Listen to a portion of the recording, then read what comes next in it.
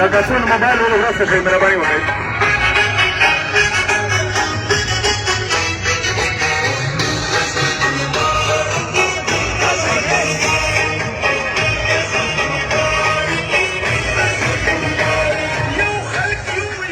زه دا مننه د جذبې په خپل ځان باندې کښېنئ دا مخکې موبایل ول کسان دي مشرون مهرباني وکړئ مشرون نه ضرورت شئ تقریرونه کام پوتې دي ماشاءالله مشرون ښه تقریرونه چې څومره کسان روغلل د داد قابل دي خو موږ سره 3 تقریرونه پوتې دي شاید تاسو هم ډېر انتظار وي خو اوس په موقع باندې د باني د خورې یو تکړه مشر